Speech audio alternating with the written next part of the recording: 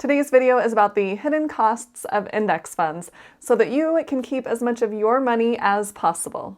So you can make the most of your money instead of someone else making the most of your money.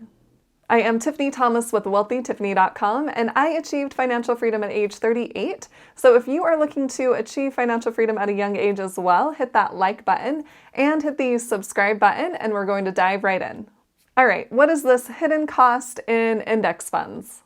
There's what is called an expense ratio that is tied to the majority of index funds. It doesn't show up on your statement anywhere, so you won't see it coming out of your investments, but you are definitely paying it. What is an expense ratio exactly? An expense ratio reveals the amount that an investment company charges investors to manage an investment portfolio, a mutual fund or an exchange-traded fund, an ETF. The ratio represents all of the management fees and operating costs of the index fund. The expense ratio is calculated by dividing a mutual fund's operating expenses by the average total dollar value of all the assets in the fund. All that means is that an expense ratio is the amount the investment company is charging to operate and to manage that index fund. The expense ratio is the annual cost paid to fund managers by holders of the mutual funds or the ETFs or index funds, whichever you are invested in. Luckily for us, competition has led expense ratios to fall dramatically over the past several years.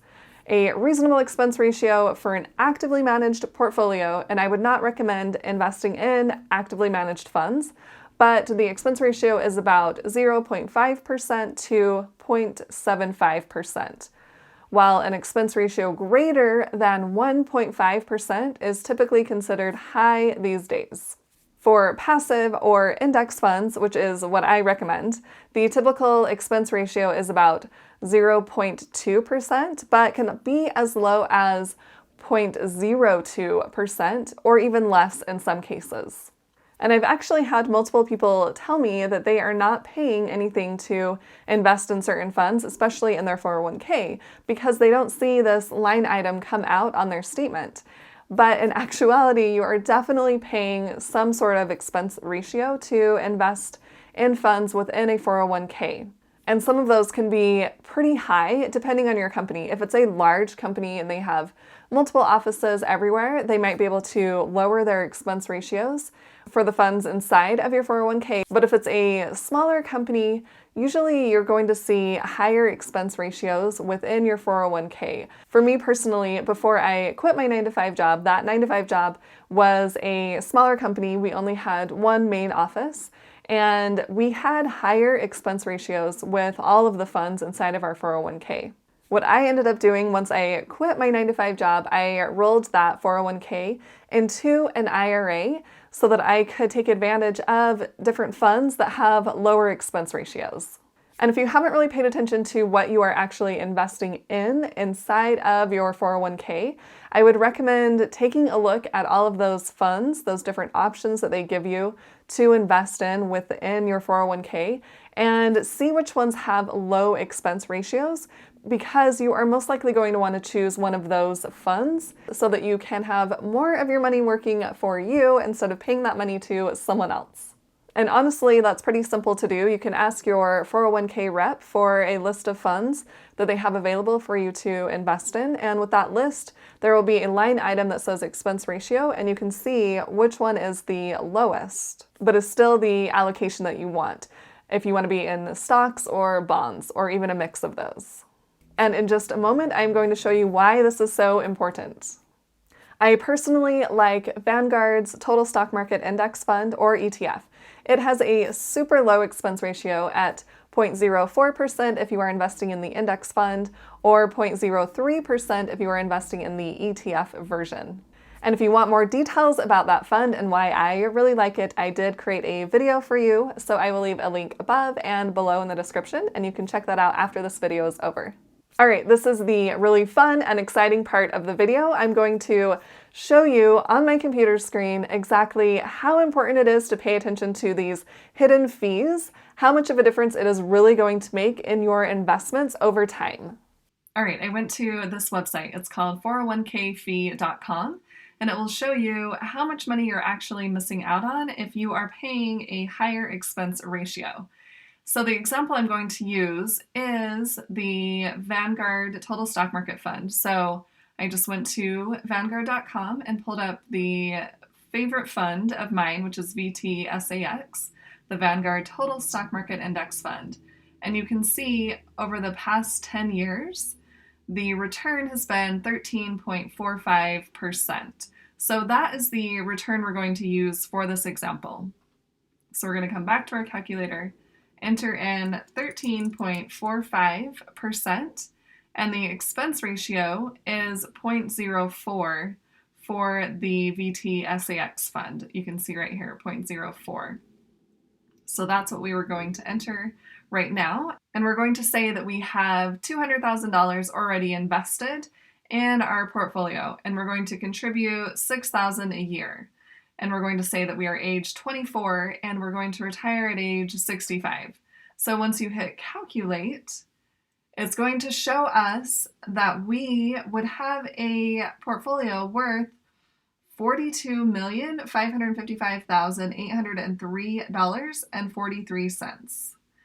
Now, let's take a look at if we were to choose a different index fund or a different fund that has a higher expense ratio. Let's say we wanted a fund that was 0.35%. So we're going to compare that to the 0.04% expense ratio once we hit calculate. So this is crazy. Just by increasing that expense ratio to 0.35%, we would have missed out on $4,358,655.63. That is a huge amount of money. In order to have the same amount, that $42 million, we would need to be investing $3,693.66 each year just to make up for that 0.35% expense ratio versus the 0.04% expense ratio. So our annual contribution would need to be $9,693.66 to make up for that difference. That's a huge amount of money. You can see how important it is to make sure your expense ratios are kept as low as possible. And let's say, for example, you want to work with a financial advisor. They're going to charge you at least 1%, and their expense ratios are going to be a lot higher with their funds that they're offering you. So let's change this to 1.85% and see what the difference is now. You can see that it's going to be $19,952,904, which means you would need to be increasing your investment amount to $26,006.67, bringing that to a total of $32,006.67, including that $6,000 that we are already investing. That is a huge, huge amount. And maybe you're thinking, well, I want to retire in 10 years, so it's not going to make that much of a difference. So let's change our retirement age to 34 instead of 65 and see how much of a difference it is. It's still a difference of $114,078.55. There's a lot of things I could think of to do with an extra $114,000.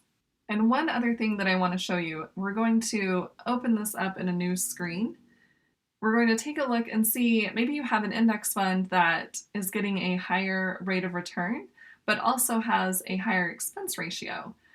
So we are currently looking at a 13.45% rate of return. So maybe you found one with a 14% rate of return, just a little bit higher.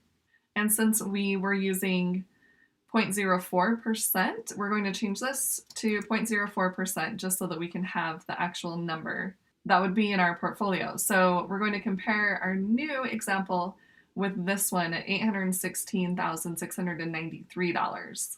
And let's say the expense ratio for this new fund that we are considering is 0.85%. So I'm just going to enter the same amount in both of these boxes.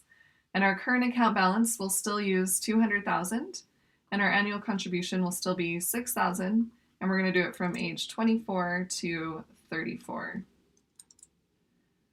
So let's see the balance that we will have. We would have $799,305.78.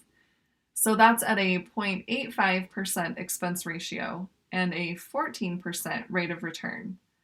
Compared to our other one, we would have a balance of $816,693.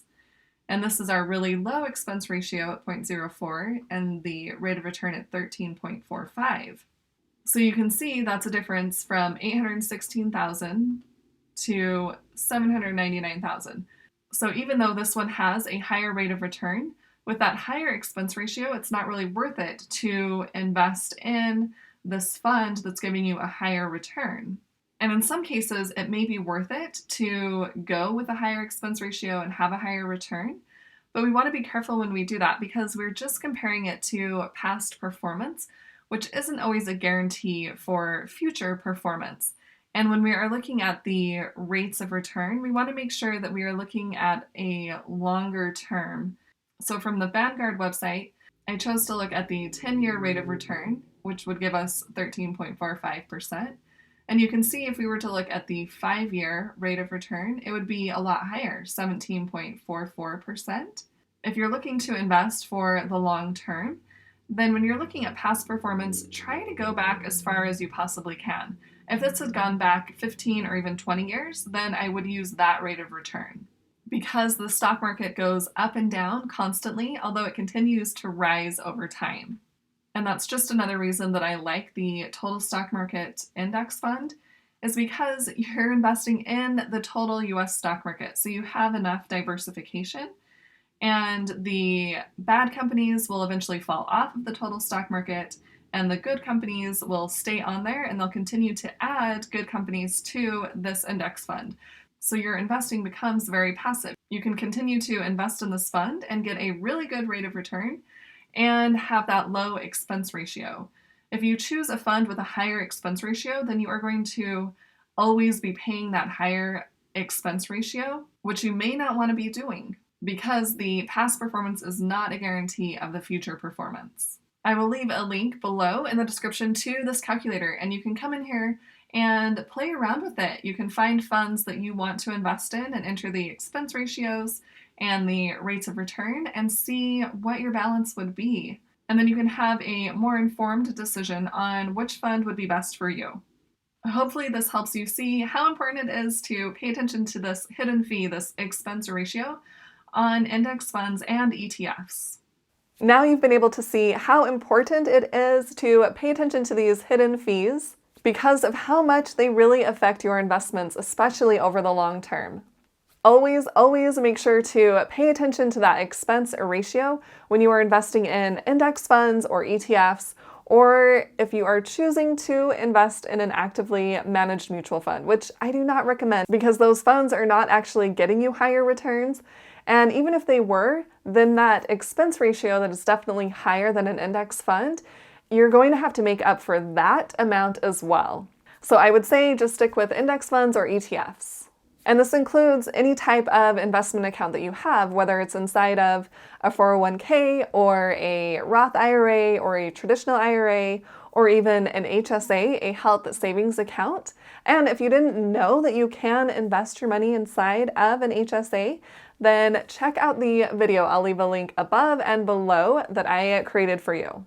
Now that you know about the hidden cost of investing with index funds and you're going to keep your expense ratios super low, what are you going to spend that extra money on? Do you think maybe you'll go on a cruise when we can start cruising again? Or maybe you'll go to California, maybe a theme park when those open again? Or maybe to another country, maybe to Paris? Or maybe you'll buy another property or even just your first property. There's lots of different things you can do with the extra money that you will be saving because you now know about this expense ratio. So tell me in the comments, what are you going to do with that extra money? And if you found this video helpful, please hit that like button and share it with someone else who would like to hear about the hidden fees associated with index funds. And hit the subscribe button to subscribe to my YouTube channel, and hit the little bell to get notified on when I post new videos. Thanks so much for watching. I'll see you in the next video.